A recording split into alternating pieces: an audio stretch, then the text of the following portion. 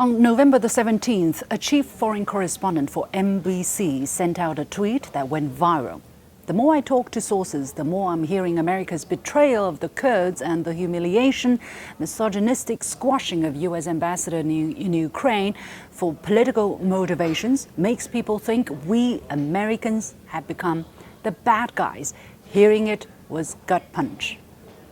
The tweet immediately caused an uproar. Many questioned how, as a foreign correspondent, he only sees this now, despite all the destruction the U.S. has caused in Libya, Syria and Iraq, to name a few, by supporting pro-U.S. factions, even terrorists, in the name of promoting democracy and human rights.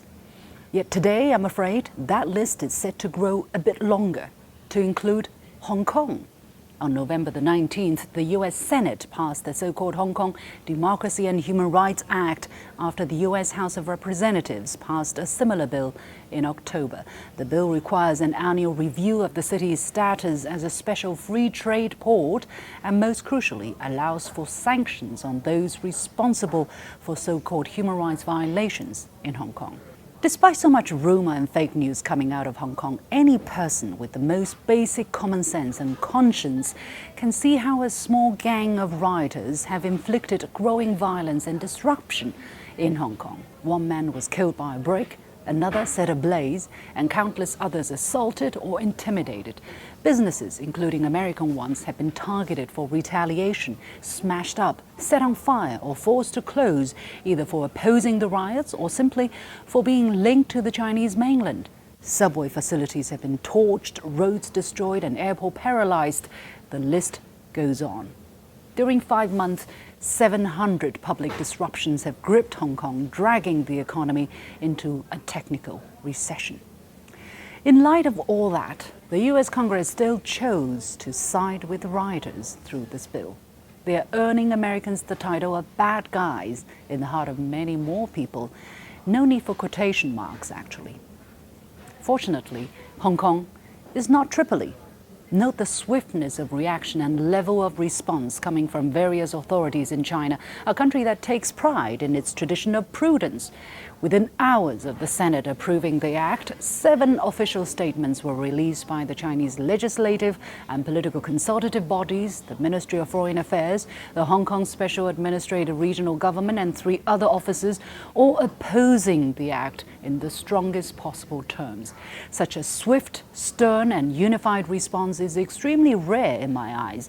Obviously, China was prepared for such an event and carefully contemplated their reaction and the possible consequences. Note the stark warning echoed in the statements. If the U.S. continues down the wrong path, China will take resolute measures to fight back. What kind of measures? I don't want to speculate, but the point China wants to make is crystal clear. It won't swallow it. Hong Kong enjoys special free port treatment from the U.S., but remember, that's also special treatment for U.S. businesses. By holding that status hostage, the U.S. will surely hurt its own interests. Doesn't this sound familiar, that the U.S. is willing to hurt itself in order to hurt China? But never forget, Hong Kong is not on its own. It has the strong backing of 1.3 billion people and the $12 trillion Chinese economy. China needs Hong Kong to continue channeling international capital and trade, but China will not blink on matters concerning national sovereignty and territorial integrity. There may be some inconveniences if the free port status is put in jeopardy or even placed on hold. Yet China is big enough to weather the difficulties. Just as the trade war has shown, the flexibility of the Chinese people is a tad greater than many in the U.S. could imagine.